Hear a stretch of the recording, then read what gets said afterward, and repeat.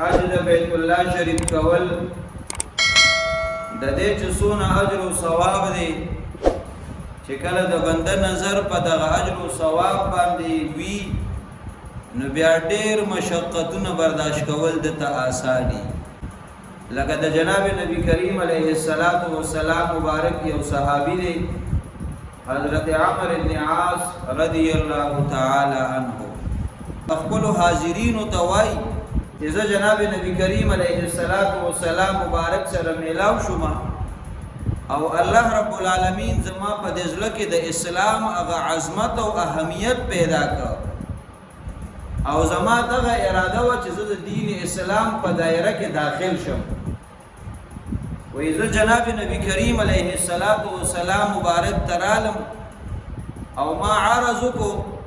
ابسط یمینک لأبايعك يا رسول الله صلى الله عليه وسلم اے نبی کریم علیہ السلام مبارک تاسو خپل خلاص مبارک راوګد کې ماته کولاو کې زتاو سره بیعت کوما په دین اسلام کې داخله غم د مسلمانې کلمه وېما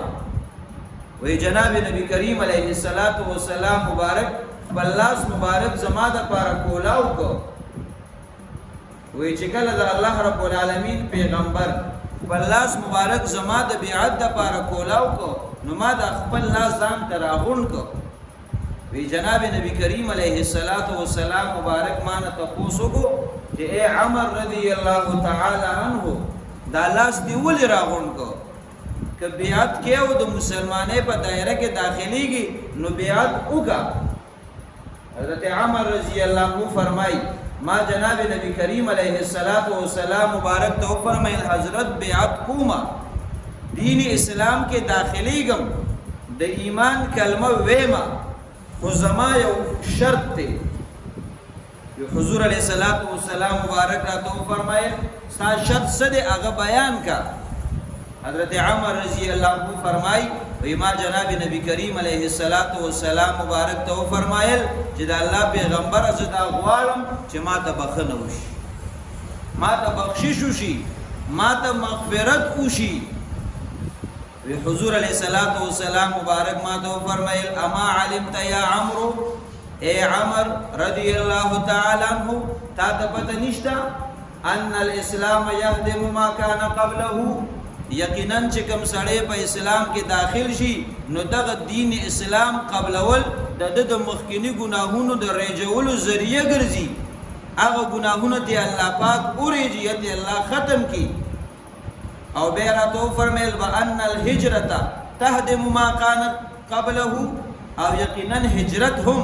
مخکینی ګناهونه مهاجر ته معاف کوي چې کوم بنده هجرت وکي هغه د هجرت کول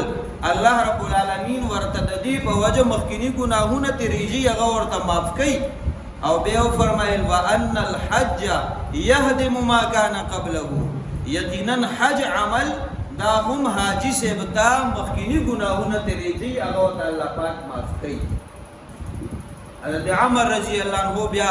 لاس د جناب نبی کریم علیہ السلام مبارک بلاس کې خودو او بیا د مسلمانې په دایره کې داخل شو د ایمان کلمه ویلا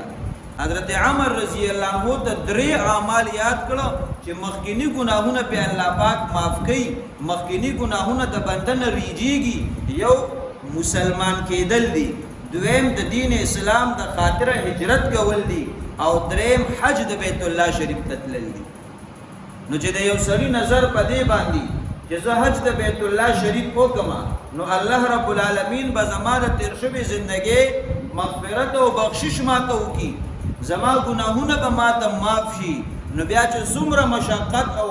قربانی ورکول مخه ترازی دغه بنده به تیاری ولې دی وی زما تیر شوی ګناهونه به ماته معاف کړي